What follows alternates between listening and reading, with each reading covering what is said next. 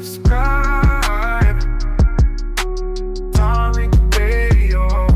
Like and subscribe. The guy, they're still looking for that suspect in New York, right?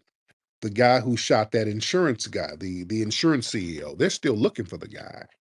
They done put out a couple of more pictures, and I'm like, is this guy? eh, They're still having trouble finding this guy. And what's interesting, what's funny, a lot of people are low key celebrating. They're almost looking at the guy as a hero for taking out the insurance CEO because a lot of people are actually ticked off at the insurance companies. So a lot of people are low key saying that this dude is a hero. Now, what's funny, there was another insurance company that made an announcement that they were not going to honor certain policies, but the heat has turned up with this shooting, and a lot of people are co-signing the shooter. So this insurance company flipped and said, "Hey, we're going to honor these claims," because what's happening is a lot of the American public, they're like, "Hey, man, these insurance companies have been ripping us the hell off," which they have. So a lot of people, man, are like, "Good riddance." Truth be told. So now some of these insurance CEOs and these insurance companies, they're kind of looking like, oh, the jig might be up. Let's be real. Insurance companies are like Vegas. They're like rip-off entities. They rip you off. Some of these insurance companies are horrible. They sit up here and take all your money month after month, and then when you need to file a claim to becoming to get covered, they come up with excuses to not cover you. And they just make up some shit out of thin air. Yeah, they get your money and then screw you over. So yeah, man, a lot of folks are feeling a certain way. They're like, well, damn it, if he shot him, oh well. Some people are feeling like that. And some of these other insurance people, they're like, okay, we don't want this to become the new norm. We don't want this to become the new norm. So it's very interesting how this thing is going to play out. Let's get Millie Crypto. Flex, what's going on with you? What's going on with the family? We good, man? How you doing? What city you in, Millie? Hey, I'm in Lansing right now, brother, but I'm from Chicago. There you go. What's on your mind tonight, man? Hey, man, I'm just sitting back and I'm listening. Now, I got a two-part thing. A couple days ago, you spoke on Move 9, but you briefly spoke on it. Yeah. And I remember, like, maybe like 5 years ago, I did a video on it, and YouTube actually shadow banned the video. Wow. And then, did you touch on like the land that is given back to the Indians in California? Which one is there? There was a couple of situations where certain land allotments were given to some of the here. There was I'm just noticing how like we owe our reparations, and they're able to give all this massive land back. yeah, Like I'm just sitting back like, damn, this is crazy. I work at GM, brother, and a lot of talk be going on amongst us in the tethers, and I'm just like, man, everything Flex be saying is low key right, yeah, man. Even though I just turned 30, I've been a fan for about 10 years. I be noticing everything you say, bro. Everything is right on point. yes, sir. Sir. Yes, sir. Thank you for letting me speak. Thank you, brother. Yeah, man. Let's get the black. What's your name? The Black Rager. The Black Rager. Let's unmute that mic. Hey, what's going on, big bro? How you doing, man? What's going on with you? Pretty good, man. How about yourself tonight? I am good. What's going on? Man, yeah, man. Just to make it quick, man. Cause I speak a little bit of a drunk nigga, There you go. and I'm a little rusty. Yeah. But the dude that called in earlier, Yeah. it sounded like he was kind of saying what the gentleman before me was asking, or just touching on was like, if FBA can prove their lineage to actual native people to this land to benefit from the federal dollars that's given to them, then maybe that can give us a leg up. And just wanted to get some clarity on your thoughts about that because you said something that was deep about how the $5 Indians got into that and infiltrated it. So I just wanted to see if you could probably talk a little bit about that, and I also asked if you could make my request, the next Hidden Colors, be more focused on that with the tribes and the Black people and the Black America. There you go. Thank you. Well, the thing is, look, a lot of us, we got some type of native ancestry. I was just talking to my dad when I was down in Texas, and like one of my great grandmother on my dad's side, she was a full, he says she was a full like Cherokee or something. She was one of those natives, but she was like a full Indian. And the great granddad, he was um a foundational Black American. So we got, but I'm not I'm not a Cherokee. You know what I'm saying? I'm not a Cherokee. I'm a foundational Black American. Um, Us trying to circle back to be a part of those tribes, no. If we can trace back to being freedmen connected to those tribes, we should get the money because they owe money. Because I'm not opposed to that now, because part of the Treaty of 1866, they were supposed to give the freedmen who's associated with those tribes, they were supposed to give them the same money that they got from the federal government, and they were reneging on that. They were coming up with little schemes and ways to kick all the Black members out and do all this little janky stuff. So yeah, if you can trace your name on one of those Dawes rolls where you were connected to the Creek or the Cherokee or the Chickasaw, you better go in there and get that money. But just don't be saying that you a damn Chickasaw just for the sake of saying you a damn Chickasaw and you ain't getting no benefit from it. You understand? What kind of benefit are you getting from that? Like us claiming our foundational Black American heritage and lineage, there's a benefit from that. We get a benefit from that because that gets us codified. We get codified and we start moving as a block. So we benefit from that because we get on code around that. That's where your power comes in. Your power comes in codification. And we are such a unique group, no other people can lay claim to foundational Black American heritage. You run around here talking about you a Creek. There's a bunch of white people who are talking about their Creeks. You know what I'm saying? You're not going to get on code with them. You're not going to get on. You got Mexicans who talk about their Creek. You're not going to get on code with them. In fact, they're going to get on code with the white supremacists who are falsely claiming these native tribes to go against your ass. So it's a double uphill battle dealing with that. I'm foundational Black American. We're on code, and can't nobody crack that code. Can't nobody slither their way into that. And that gives us the strength that we need as a unique ethnic group. You understand? Now, if you want to be a part of the Chickasaw tribe, there's a drunk nigga in Boley, Oklahoma, waiting on you. Go up there with him, and I'm not knocking drunk nigga talk. I'm not. If you want to be a drunk nigga, you got the freedom and the right to be a drunk babbling nigga. If y'all want to be, anybody in here wants to be a Chickasaw, there's a drunk nigga with some Air Force Ones and some dirty jeans and a rusty t-shirt. Go get with him and y'all get y'all drink on and talk about um, how much of a Chickasaw you are. All right, knock yourself out. Over here, we're talking about our foundational Black American lineage, heritage, and culture. And we're getting codified around that. Let's get Hero by. Okay. Uh-oh. Oh, this might be one of them East Indians. Hold on. Hope it ain't one of them, because they don't be calling wanting nothing. Hero, what's up, man? Hero. All right. Hero ain't saying nothing. Let's get the Avis in the building. The Atavist in the building. Mr. Atavist, what's up, brother?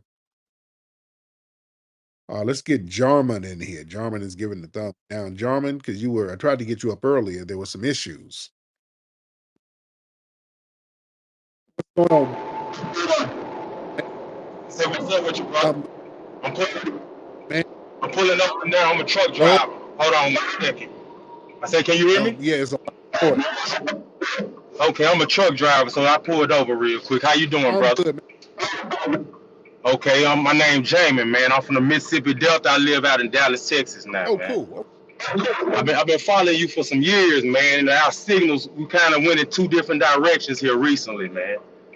So to piggyback on what you're saying about the Native American, man, It's way more deeper than just America when it comes to our lineage. You hear me? Like if they really, the higher powers know who we are. They know exactly who we are. Cortez wrote in his Spanish books in the ancient that we were swarthy, that we were the copper color race. Benjamin Franklin wrote in his book concerning the increase of mankind in 1751 that it wasn't until they made it to the Americas that they found the stronghold of the black race. And they compared us to Australia, Africa, some European countries like Italy, France, countries that modern days we won't consider to be black. Benjamin Franklin stated all these countries as being swarthy at that time. So if they really uncover our lineage, man, they got to give us that oil in the Middle East. They got to give us Africa back. They got to give us land back throughout Europe, and they got to give us the Americans. Because Benjamin Franklin wrote in his book, from Arctic to Antarctic, from Canada all the way to Peru, if there lapse a longitude, latitude line of us, there are none, meaning that we were covered in these lands.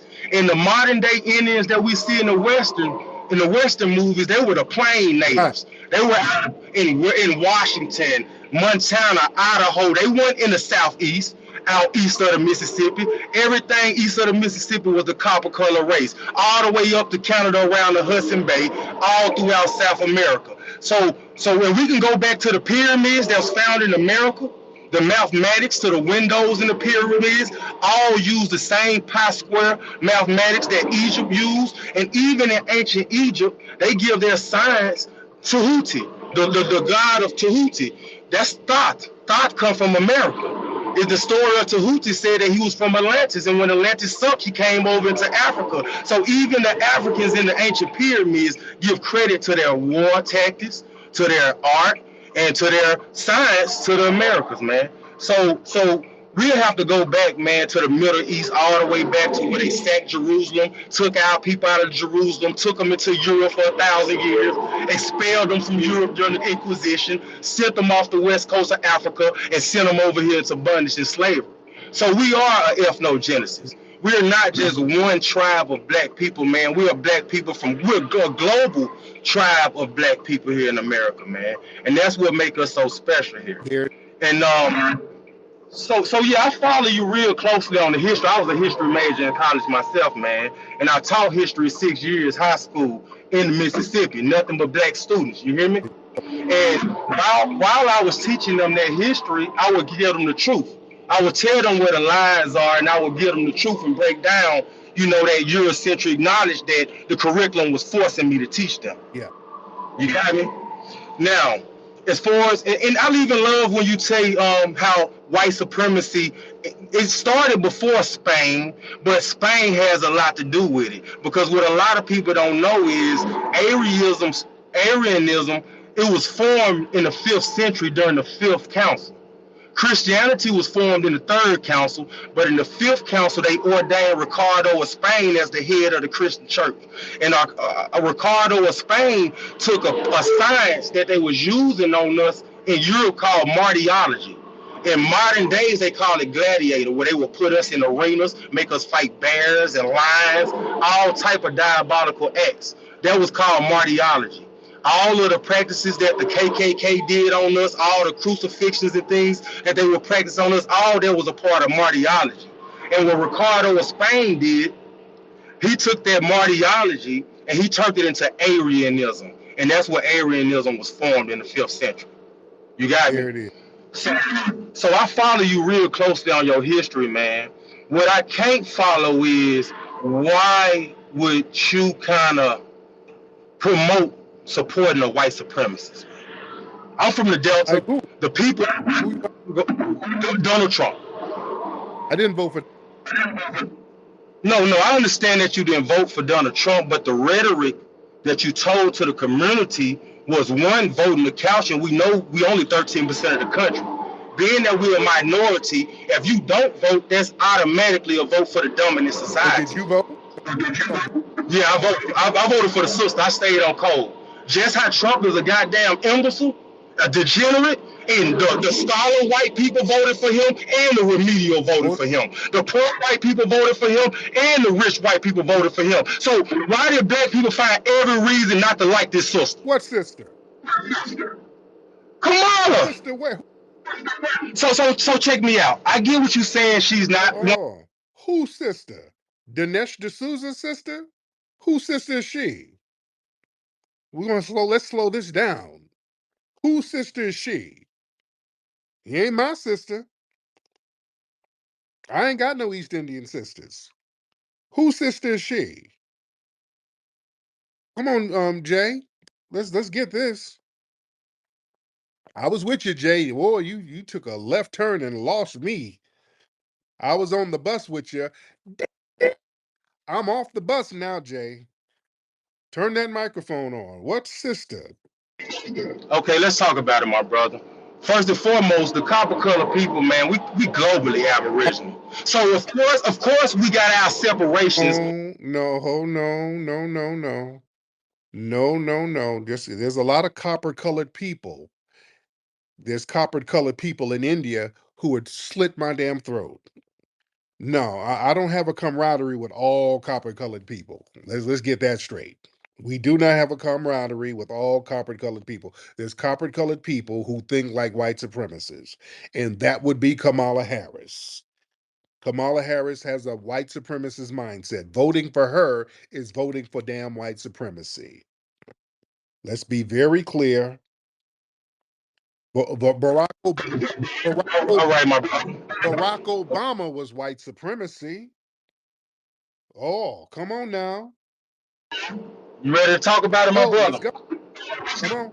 You ready to talk about it? Let's All right, now let's talk about it. When I vote for Kamala, I don't see Kamala Harris or Barack Obama. You got me? What I see is Benny Thompson in Mississippi. I see Chuckway Lumumba. I see that brother out of Memphis, Tennessee. I see that brother out of Nashville. I see them sisters and brothers down in Harris County, Houston. I see the mayor of Dallas. I see the brothers and sisters in Washington, D.C. I see all the people that's on the front line that represent us and stay on code with us. Because that brother Chuckway Lumumba being gerrymandered to death in Jackson, Mississippi. Jackson, Mississippi, 88% voters. They brought white legislation in and they gerrymandered the out of Jackson. They took the airport from the city of Jackson and took it out to this all-white county, Rankin County, and that was the #1 money maker for the county. Benny Thompson is the elected official over the Mississippi Delta. They rezoned off Mississippi and they put a section of Madison County, which is the richest county in Mississippi. They put a section of Madison County in with the brother, a lot of you're very passionate about a lot of these local things that most people here are not going to be familiar with. So it's going over everybody's heads. So we got to slow that down. You know what? Thank you for the call, brother. Thank you, because I don't, because this is going to go on and on and on. And let me get some other folks to chime in, because yeah. Because when it comes time to defend Kamala, then I just don't want to go into a whole diatribe about some local thing, and I don't even know how that ties in. I don't want to waste time. I like to get to the point.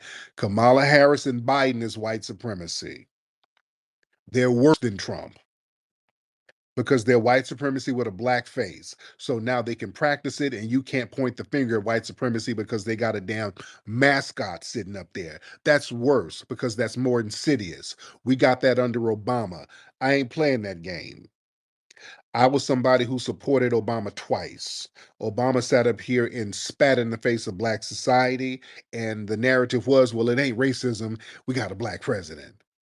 When we complained, hey, man, there's a lot of white supremacy going on. There's a lot of white supremacist murders that's happening to us. We're being targeted. How are you being targeted? You got a black president, buddy. Come on. So putting a melanated face in a high place under the illusion of power, that stifled a lot of the energy that we needed to go after white supremacy. They had a buffer, and they used that as their excuse of, this ain't racist. How can it be racist? And there's a black guy right there. So that was a little Jedi mind trick they played on us. We ain't going for that again. They tried to do it with Kamala, and we ain't going for it. We're not going to have white supremacy with a damn melanated face. That is Kamala Harris. Kamala Harris is not my sister. She is not nobody's sister. She's Dinesh D'Souza's sister. She's not of our culture, not of our lineage. We owe her no camaraderie. She gave us nothing. That woman told us with her whole chest what she ain't gonna do for Black society. Right there, let me know everything I needed to know. You don't owe her anything. We will not be shamed into feeling guilty for not supporting her. We gladly made her and the Democrats crash and burn. Yes, we did. Brother Marak, hop on, sir. Then I'm gonna get Great Black Shark. Then I'm gonna get. Yes, Go ahead, brother. what's going on, Tariq? I wanted to bring up something because people have been talking about this whole Native American, Indian talk. You know about the Hyksos of Egypt. Oh yeah, We thought so. What's interesting about the Hyksos is that when they invaded Egypt or Kemet, they didn't do it by force. They didn't do it by military. They just came in and they just settled in. yeah. So it reminds me, I know Dr. Kabas brought up the fact that Genghis Khan could have possibly been attached to the fact that the Native Americans may have possibly been attached to him to some degree, maybe. And they're a late population that came in. So the Hyksos, they also came in, after Kemet was well established. They came in, they adopted the customs, the culture, and then they pretended to be the Egyptians for a very long time until the Egyptians caught on to their terrorism and kicked them the hell out. Mm, So that needs to be taken to consideration when we're talking about these red Native Americans. Also, it's funny because a lot of these tethers always trying to flat Indian Native Americans too. You realize that the Native Americans had 1,000 different tribes, and I'm talking about us as well. So we don't need replication from red Native Americans. We're our own distinct tribe. We're our own distinct group, and that applies also to the African groups as well. No one else is replicating like us genetically and culturally. Alan. thank you so much. That's real talk, man. I'm not trying to get into none of these tribes that's already been flipped and remixed. I don't want to be a part of none of these tribes, even though, we can prove that we got some native lineage and ancestry. But I'm not a part of these damn tribes. These tribes all mixed up with white supremacists, and they got Mexicans, and it's all types of shit in these tribes. It ain't the same as it was back in the day. It's different. The only thing that's consistent is us, foundational Black Americans. That's the only thing that has been straight up and down consistent. Let's get Great Black Shark. Salute to you, black man. Can you hear me okay? Yes, sir. I'm doing well over here. How you doing, brother? I'm good, man. What's on your mind? I'll be very brief with what I'm saying because I've been in here about maybe 15, maybe 20 minutes. I want to say this in particular, especially to the young foundational Black American freedmen brothers that are listening to this. One of the key things we have to do in this movement and anything that we do in life is stay focused. A lot of times when people come up, and I'm going to try to say this as respectfully as possible to some of the speakers that I've heard speaking previously there that was going off on a tangent. It's good to be passionate, but passion is energy, and you must focus energy in order to be effective at anything you're doing. When we get to talking about getting reparations and anti-Black hate crime bill, we're starting with recognizing our culture, foundational Black Americans, and when we're trying to get something done legally, the term that's federally recognized would be freedmen. So we're going to make progress with what we already have. When people get up here and they start talking about going to reclaim this, going to reclaim that, all of that is over there. We're going to take care of business here first and get the legally owed debt of reparations paid to our ancestors suffered and sacrificed for. And see, the other thing that we got to say is this too. Like you were saying earlier, everybody doesn't need to be speaking on these issues, okay? If they're not able to maintain focus, they have no business trying to lead anything. And we got to really get to a point where when there's a large audience like this, the people that know the least want to speak the most. Yeah. And we're not going to have that. We have a responsibility, those of us that actually know what's going on, to keep the focus where it is for future generations. Because if we don't get the mission accomplished, we have to have set a template for the younger foundational Black American freedmen brothers to pick up the pace. So that's why I'm so glad that you put a lot of our grandmaster teachers in the Hidden Color series. And with that said, my brother, I'll land. Keep doing what you're doing. Thank you so much. And see, family is very important to have cultural references, and then you have the federally recognized references, like Great Black Shark said. Culturally, we're foundational Black Americans. That's the term we use just on an everyday basis when we're dealing with our culture. When we get into those courts, then we start using the term freedmen because that's federally recognized. And when we start getting benefits, we want to get it under a status, and the status is freedmen. Just like the Native American tribes, like with the Navajo Indians. Navajo, that's not their real name, but it's a federally recognized name. That's something that the Spanish called them. The Navajo, their real name is the Dene. And I've been around them, and they refer to themselves when they're among each other as Dene. They're the Dene people. But the term Dene, that's not federally recognized. So they know how to get on code culturally around their indigenous name, their real name, and the name that was given to them that's federally recognized, which means this it's the same tribe. They know how to play that game. They know what to do. And they know how they just keep it real simple. With us, and we get too many people who try to be complicated. It don't need to be all that damn complicated. It really doesn't. Let's just make it simple. But a lot of times it's all about people who just want to be contrary for attention sometimes. When we're trying to have a calm discussion, I remember being at the reparations hearings, and you're supposed to be calm and you're supposed to just sit down and talk this thing out and make some sense out of it. You got people standing up yelling and heckling and trolling and just doing all types of shit just to be seen because there's cameras there. So now we got performative Negroes. Now it's time to perform. Now that there's an audience, we think, okay, there's some Negroes that think we got to get out here tap dancing. Just make things simple. Everything can be simple. But no, you got cats up here. No, no, hold on. We shouldn't be saying no damn Freedmen. Damn that Freedman shit, nigga. We is Chickasaw. Lineally, we is Chickasaw. That's what we need to claim. But they're not letting us in the tribe. It don't damn matter. We supposed to go just take it and just tell them, damn it, I'm gonna be Chickasaw. You go to hell. Okay. All right. You know, drunk nigga babble. Drunk Air Force One nigga babble. Lord. Solon, let me get Solon back in here. Brother Solon, hop back in, sir. My bad. Can you hear me? Yeah, go ahead, brother. I just want to build off what Morocco was saying. So, given the documented presence of melanated people in the Americas prior to European colonization, how should we reframe the historical narrative to emphasize Black Americans as autochthonous to this land, while also addressing the unique cultural, social, and political identity forged through our descendants in the United States?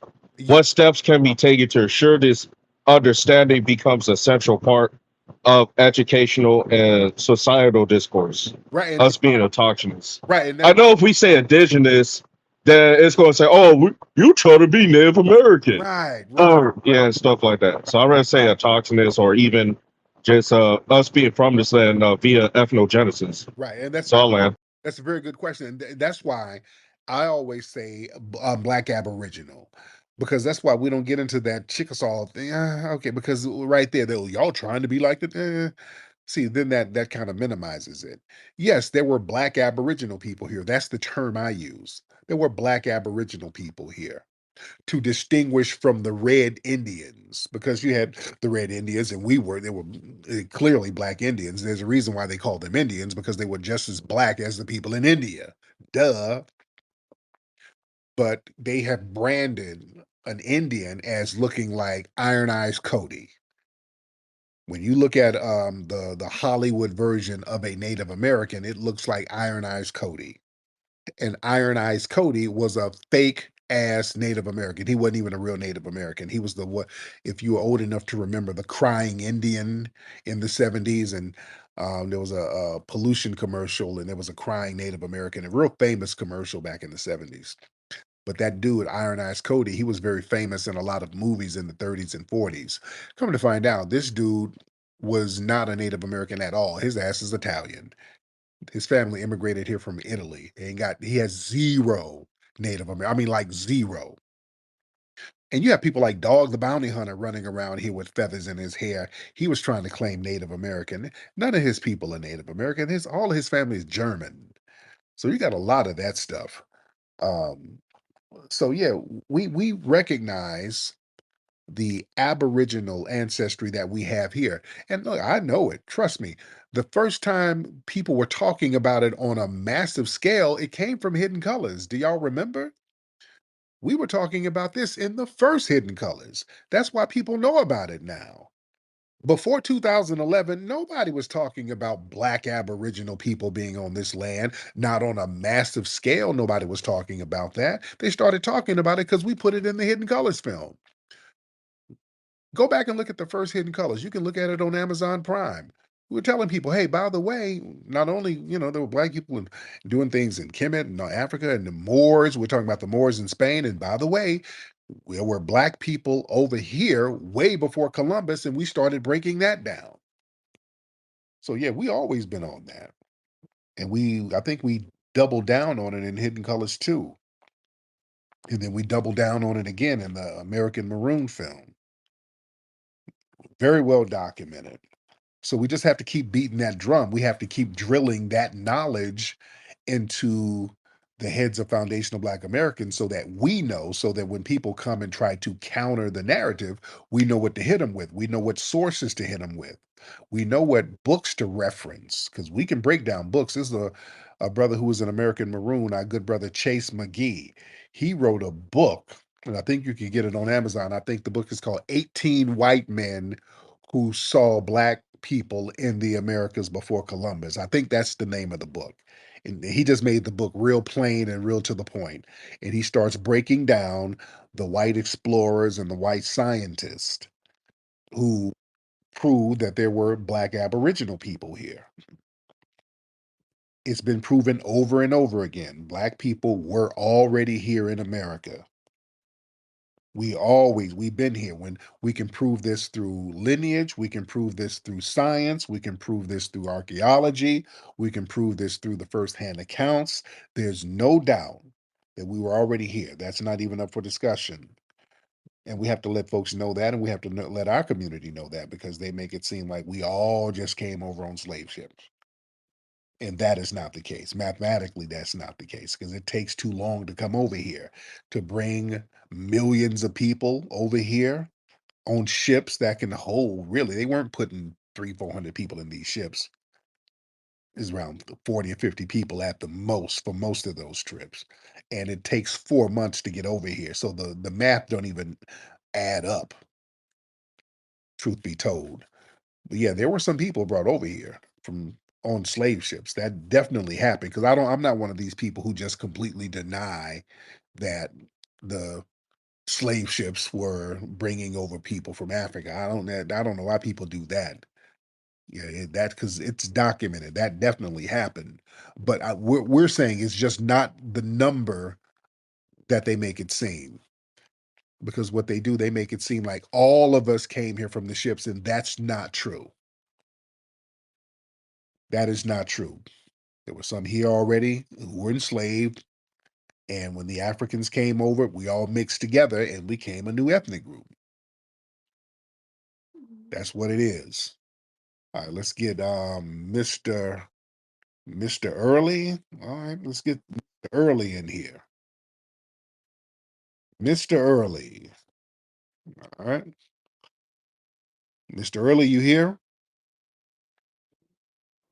Yeah, can you hear me? You are one lying monkey, aren't you? You are one lying chip, aren't you? Oh, you that want you you want your people. okay. No, we're not gonna have this. Okay. We're not gonna have this kid.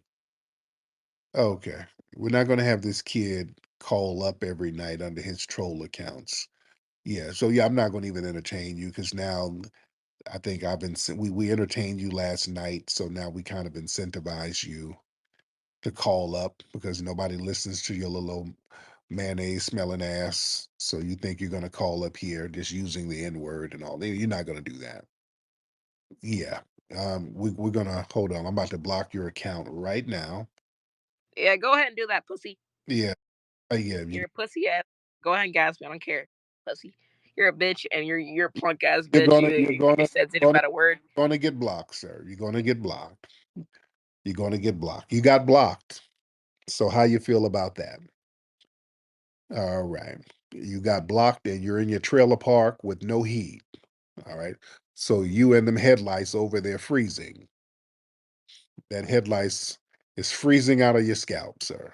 There you go. Yep, you're not going to do that. All right. You are not going to do that. Okay, let's get some more people in here. Let's get Senna. Who is Senna? Senatron. What's up, Senna? Hop on, Senna. Unmute your microphone, Senna. All right. Well, we're waiting on Senna to unmute that microphone. We might as well get RJ in here. Let's get RJ in the building. What's up, RJ? Unmute your microphone, man. Okay, I think. Hey, yo, What's up, RJ? what's up, Tariq? You all right? I'm good, man. How you feeling any better, brother? Yeah, it's up and down, but it's mostly up so far. There you go. Now, do you have that virus that's going around, that bug going around? Because we had it out here. Yeah, it might be something going around because, yeah, some of my siblings had it too. So, Okay. Well, I hope it ain't Ebola. But go ahead. What's on your mind? yeah, you basically agreed with Deb, basically.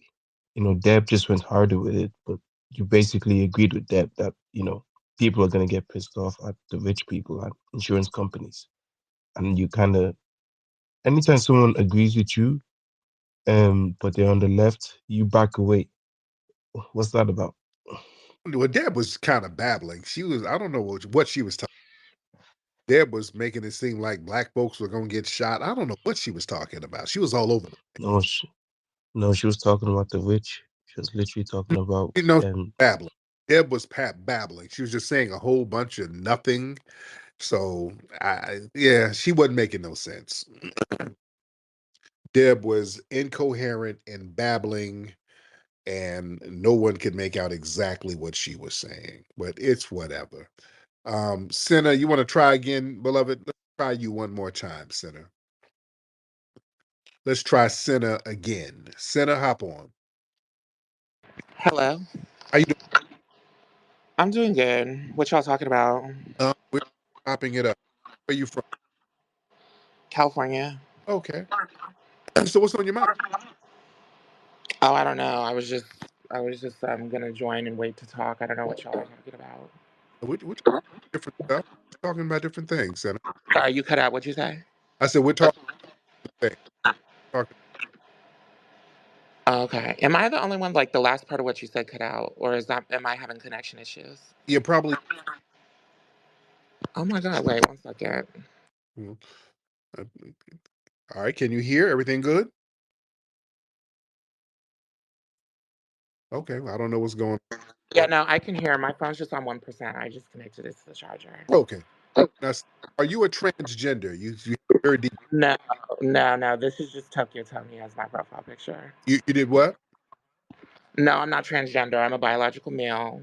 I'm not transgender. This is just a profile picture of Tokyo Tony. I just think she's funny. Oh, okay. That's not Tokyo in the picture, but you're a dude. Okay, you are a guy.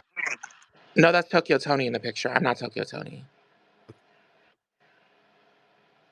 Yes, I'm a guy. Okay. All right. Okay. All right. All right. All right. All right. Well, thank you so much. Okay. All right. I'm confused. I'm like, all right. Okay. All right. He didn't want nothing. Okay. All right. Shout out to that gentleman. Okay. I didn't know what he wanted. And he didn't have anything to say. I wonder if you had anything. He was like, well, I don't know what y'all talking about. I'm nothing. I tried to let you say what you had to say. This ain't. We don't just do random chat. This is not like a party line where niggas just call up and chit chat with each other. No, you you got to call up and have a topic. And the voice was kind of husky. I'm like, okay, well, hey, what y'all talking about? What y'all on? Hold on. My phone tripping. Y'all give me a minute. Hold on. Okay, nigga. Okay. All right. That's all right. Just get it together. I don't knock nobody's lifestyle, but damn it, I don't know what you got going on. I'm confused. So all right. Let me get let's get motor mouth. Motor mouth in the building. You know what, you cowhead? How dare you talk to my sister like that?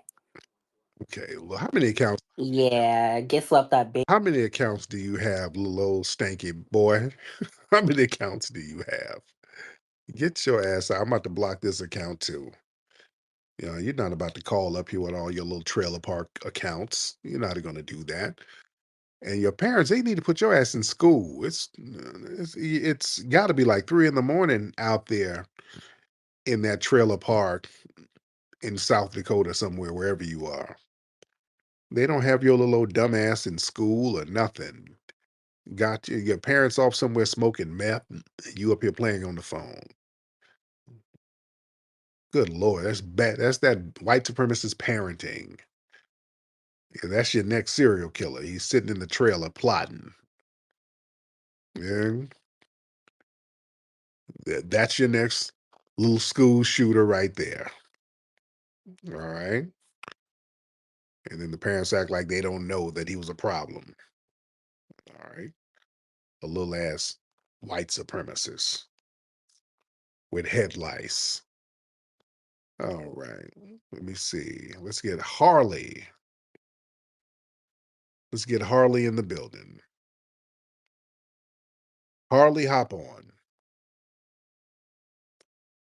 All right. Harley, unmute your microphone if you can. How you doing, family? I apologize. How you doing, I'm Tariq? good, man. Just to bring to your attention, Andrew Schultz. He went on a 4-minute rant on how he would I buck break Kendrick. know. I don't know if we talked about it. Yeah, I talked about it already. I talked Um, in the yeah, yeah, they're trying to be like, oh, he's a comic, but yeah, the streets wasn't really feeling that. Yeah, first it wasn't funny. It really his rant wasn't really that funny. And the people that was caca and kikiing next to him, all of them were non-FBA, by the way. People done the research on him. There were some non-FBAs sitting up there caca and kikiing when he was going on that buck breaking rant. So it was very disturbing. So it's the streets ain't really taking too kind to that. Dr. Brenda, Hi, how are you? hey beloved, how are you? Good, good. I'm glad you brought up about him going to school. That was funny. But I want to ask you, are there any children books on FBA? The Have anybody authored any books yet for the kids to start reading? Yeah, you can get the book Hidden Heroes from A to Z. That's a book that we put out with our Hidden History Museum. And we talk about a lot of foundational Black American icons in that children's book. That's a great book to start with. You can get that at hiddenhistorymuseum.com. Hiddenhistorymuseum.com. A perfect introduction so that the kids can understand foundational Black American heritage. And we talk about a lot of foundational Black American icons. And a couple of non-FBAs. We mentioned Ziriab in the book, and that was a Moor who was in Spain. But we prioritize a lot of the foundational Black American icons. Very good book if you don't have it, and the kids love it. My kids love the book. All right. Shout out to everybody in here. All right, let me get up out of here, guys. It's been real. Y'all go to rootworkstyle.com to get the Rootwork deodorant. Go to hiddenhistorymuseum.com to get the book, Hidden Heroes from A to Z. And also, if you are in California or LA, or you want to come to California, we got an event at the Hidden History Museum December 21st. That's Saturday, starting at 7 p.m. The Arochasase celebration. So you get your tickets at hiddenhistorymuseum.com. All right, guys, y'all be good. Puppy Akute and Lala Vuve to the family. Peace. From New York Times bestselling author Tariq Nasheed comes Foundational Black American Race Baiter, the groundbreaking book shaking up the conversation on race in America. As one of the most influential voices for Black Americans today, Nasheed exposes the tactics used to manipulate, subjugate, and control Black communities. In this powerful read, Tariq Nasheed equips you with the knowledge to resist injustice and reclaim your narrative. Don't miss out on the book that's redefining the game.